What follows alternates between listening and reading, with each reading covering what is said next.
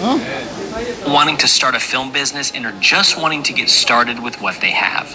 The point is, whenever this clock hits 0, you will have full confidence and have mastered your smartphone. We're going to be talking about how to properly set up your phone, how to get the correct exposure, all the settings you need to know, things to avoid with your smartphone, and even some of the gear we would recommend, like lenses and gimbals and things like that. Also, at the end, you'll watch us get the correct exposure in real-world examples from interior shots to exterior shots. This will truly be the ultimate guide to master smartphone filmmaking. About a year ago, we made a video called Master Your Camera in 20 Minutes, talking about how to properly run your DSLR or mirrorless camera, and so many of you guys said how much you appreciated that video and how much it helped you out. And some of you said in that one single video you learned more than you did at film school. So with smartphones becoming more and more popular and with people starting to use them more, we thought we would do the exact same thing, but with mobile filmmaking. Because it's no secret how popular smartphones have become. Steven Soderbergh, who is an Academy Award-winning director, actually has made multiple films on an iPhone, and one of them made about $15 million at the box office. Yes, a movie made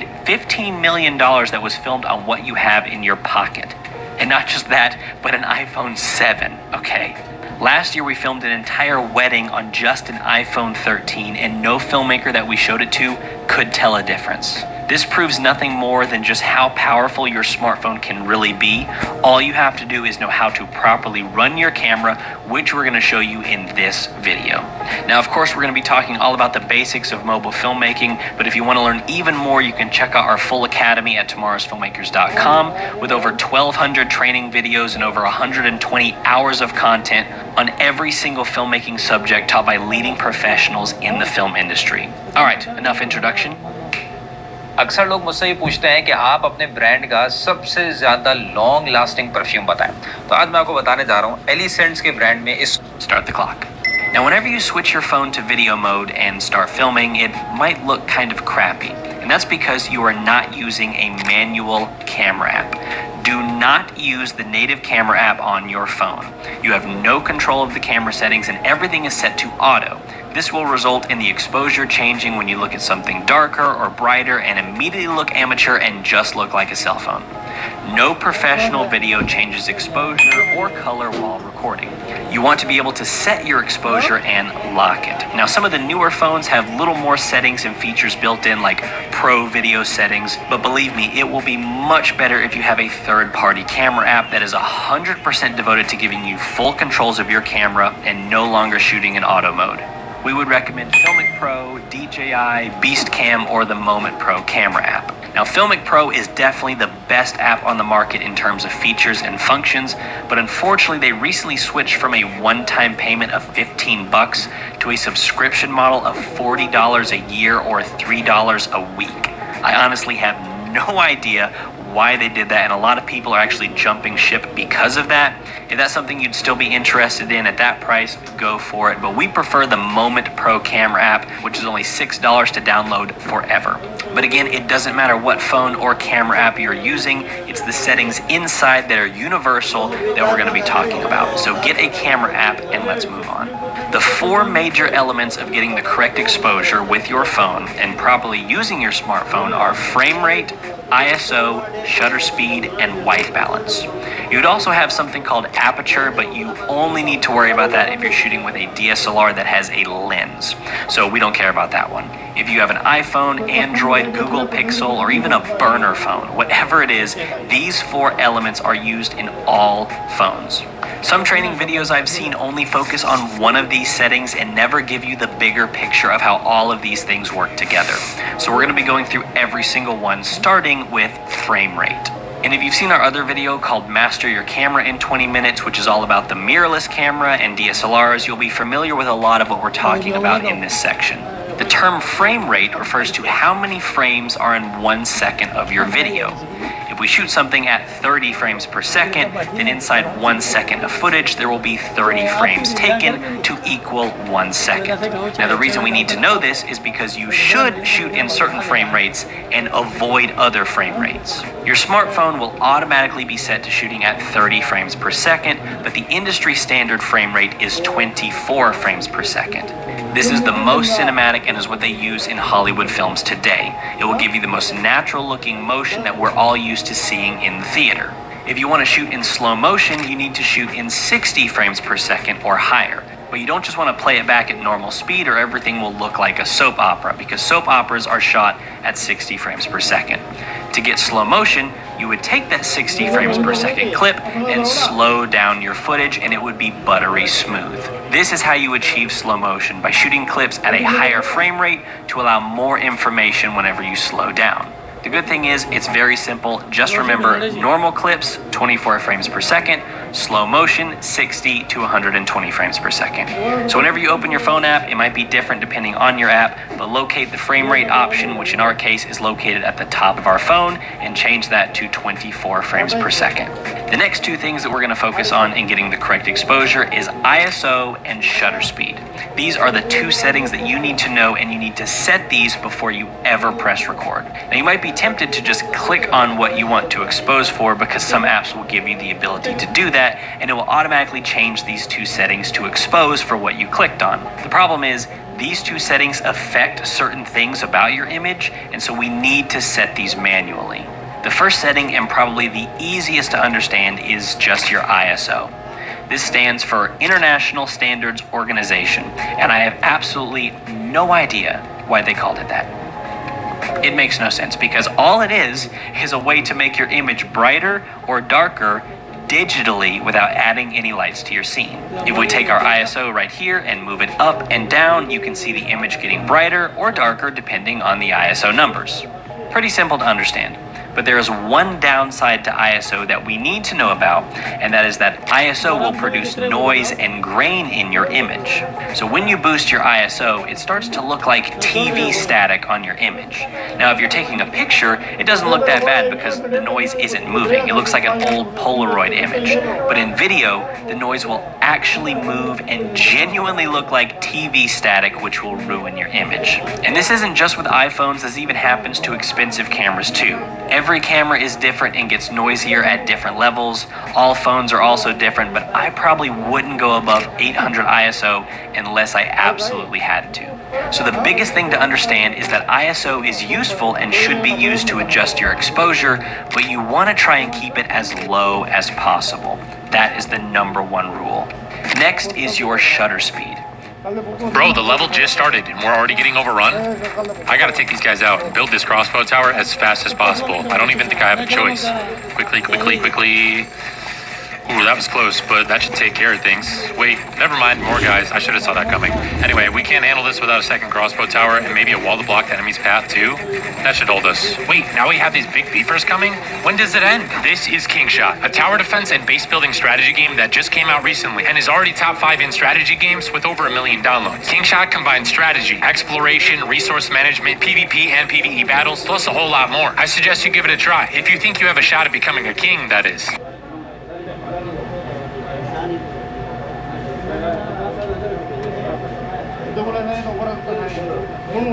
I think traditional ebooks provide a really poor reading experience, and I knew that with the right server and full control, I could create something. Next is your shutter speed.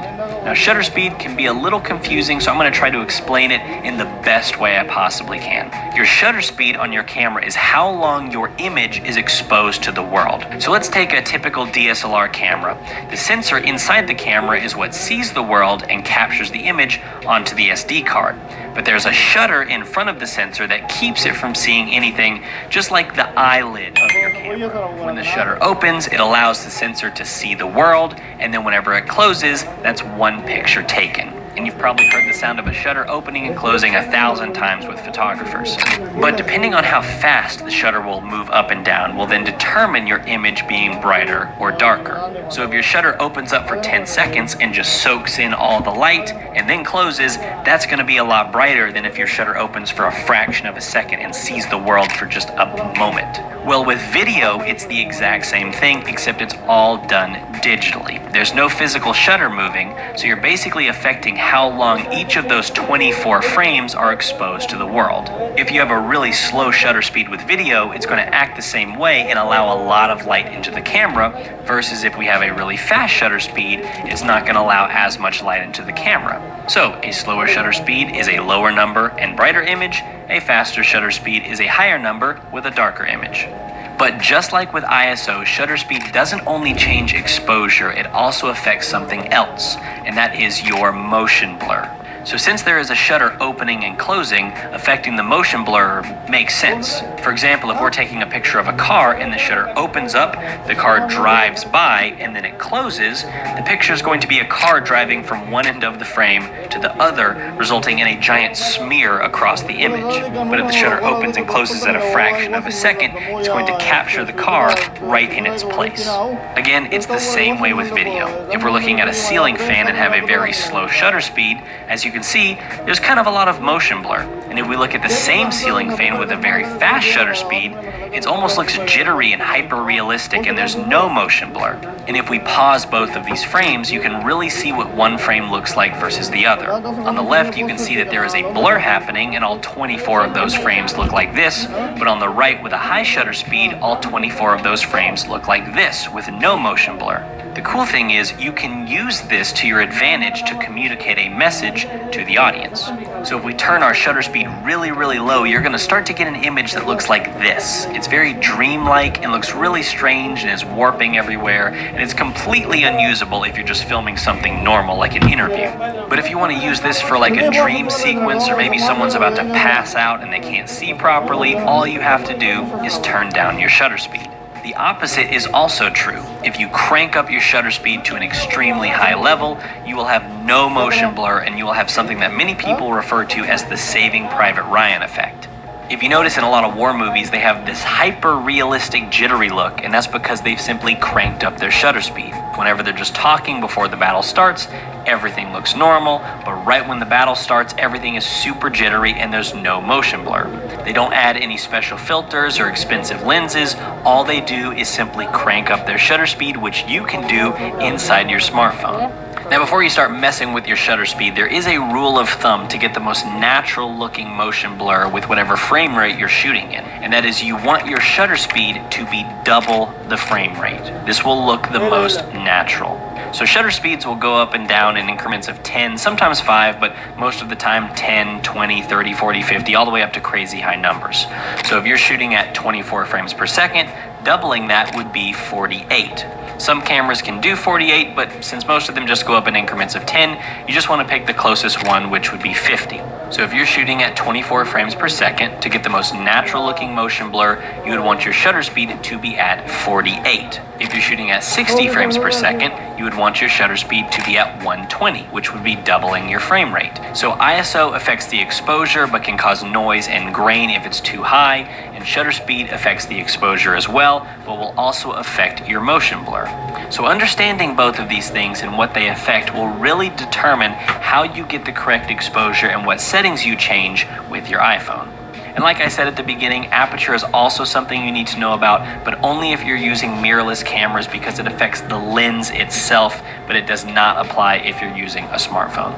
So now that we know the two settings you need to know to be aware of, there is another setting that will make your image look like a cell phone if you don't change it, and that is your white balance. White balance basically tells your phone what is the color white. If this setting is off, all other colors in your shot will lean more orange or blue. I bet you've noticed that sometimes when you press record, your image looks more orange than it did last time. And that's because of your white balance setting is off or it's on auto. If you're dealing with orange light, you need to tell your camera that you're dealing with orange light so it can compensate and make your whites look pure white. On a smartphone, your white balance will automatically be set for you unless you change it, and that can be really dangerous because it will change colors when you look at different things. This shot here was set to auto white balance, and the iPhone was automatically making the image look really warm and orange. When I realized it was set to auto, I set the white balance properly, and it looks 1,000 times better and accurate to how the actual shot looked when we were there. Now on a DSLR, you can create custom white balances by using a gray card and holding it up and taking pictures of it and all that kind of stuff, but unfortunately smartphones don't have that kind of option. I would suggest using a custom Kelvin temperature. The lower the number, the bluer the image, and the higher the number, the warmer. So if you're dealing with a warm light, you set your white balance to compensate for the warm light, and then you have perfect colors. If you want to, you could just kind of eyeball it and move the bar up and down until the image looks good, but if you know the Kelvin temperature of what you're shooting in, then you simply set it to that number. These right here are all the Kelvin temperatures you need to know about in all situations. But in reality, there's only really two that you're going to be using most of the time, and that is 3200 for inside and 5600 for outside. Now listen, you can get really in depth with white balance, but I don't want this to be confusing for you because it doesn't have to be. Simply set the temperature to what environment you are in, or again, just move it until it looks right. The point is to control your white balance and lock it. You don't want the color of your image to be fluctuating during your shoot. Simple as that.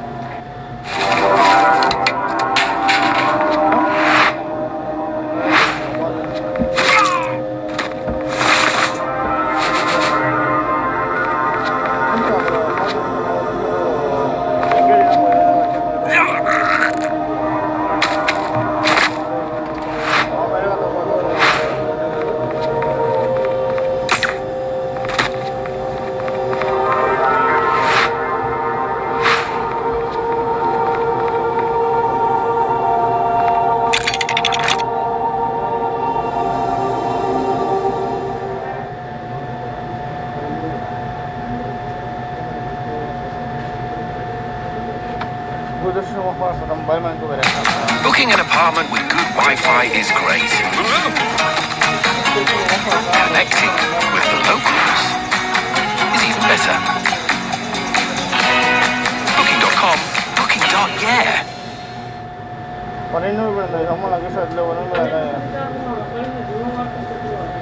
And there's one more thing I want to talk about before we go out in the field and show you how to get the correct exposure, and that is something that everyone should get, and that is an ND filter.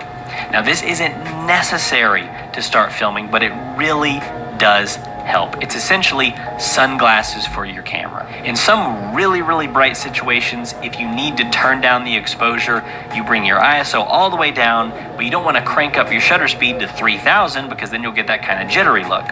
So the ND filter allows you to put those sunglasses on front of your iPhone so you can have the shutter speed double the frame rate and still have the correct exposure.